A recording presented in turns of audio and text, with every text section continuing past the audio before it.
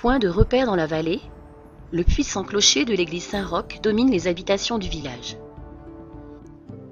L'église Saint-Roch est une construction s'étalant du XIIe au XIVe siècle. L'entrée s'effectue par un vaste porche et sert de caquetoire. Il y subsiste, au-dessus de la porte à caisson du XVIIe siècle, les vestiges d'une peinture murale représentant une crucifixion. Cet accès est dominé par un haut clocher carré imposant, voire disproportionné. Appartenait-il à un édifice antérieur lié à la présence des seigneurs de Mercœur? Avouons-le, la réponse est délicate. À l'intérieur, l'édifice présente un plan simple avec une nef unique de 3 travées, à laquelle furent ajoutées 3 chapelles sur le côté nord au début du XIVe siècle. Le chevet plat qui termine la nef est une reconstruction de la même période. Un catéchisme en images se déploie sur les murs et les voûtes de l'église.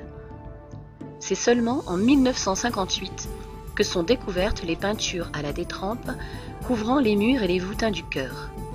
Elles datent vraisemblablement de la première moitié du XIVe siècle et font suite à une campagne d'agrandissement de l'édifice.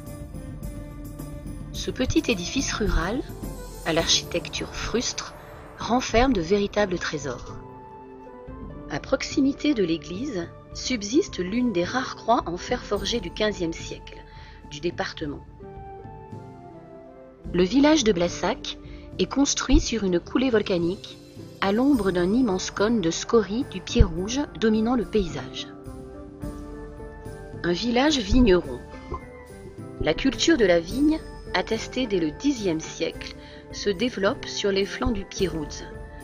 Vers le sommet, un cépage rapporté du temps des croisades, le grec, donne un vin blanc de bonne qualité. En contrebas, le noirot et le brumeau, venus des côtes du Rhône, donnent des vins rouges appréciés dans le pays.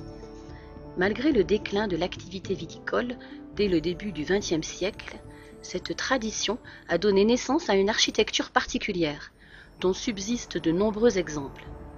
Facilement reconnaissables, ces maisons sont toutes construites en hauteur et présentent un aspect trapu. Nous les appelons maisons de vignerons, car elles abritent les locaux de vinification et de conservation du vin. Toutefois, après la crise du phylloxéra, la plupart des habitants se reconvertissent dans l'agriculture et l'élevage.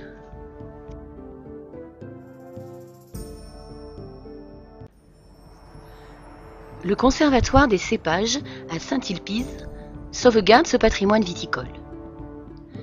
À proximité, découvrez les sites patrimoniaux de la voûte Chillac et de Saint-Syrgue, le patrimoine paléontologie du musée de Chillac et les falaises du Blot, et poursuivez votre voyage dans le Haut-Allier.